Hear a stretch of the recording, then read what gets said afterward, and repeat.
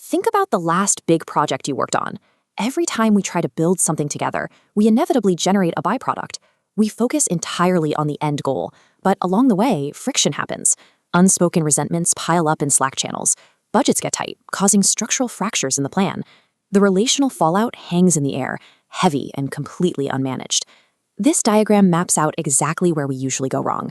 Groups are highly optimized to chase that primary reward node, but they rarely build a mechanism to process the secondary node, the toxic byproduct that loops right back into the system. When that buildup starts, the instinct is to ignore it.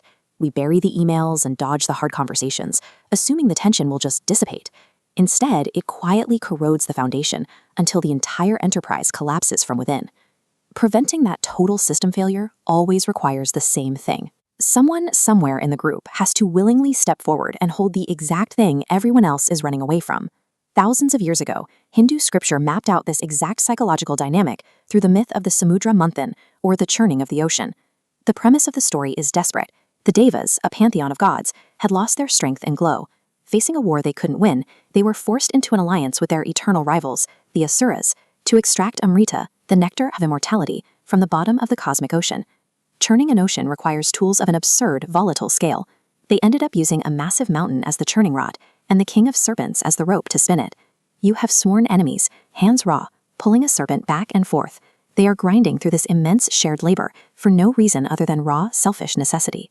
When extreme ambition is built on top of a fragile alliance, the friction always reaches a breaking point, and that is exactly when the massive, catastrophic disaster you never planned for finally breaks through the surface. The ocean did not yield nectar first. Instead, the intense friction churned up hala hala, a toxin so lethal its fumes began choking the world. The workers reacted the way anyone would. The Devas and Asuras dropped the serpent and scattered. The collective project was immediately abandoned in a blind panic to survive. They fled to the one person totally removed from the ambition. Up in the snows of Mount Kailash lived Shiva. He did not fight in their wars. He was an ascetic, meditating thousands of miles away from the cosmic churn.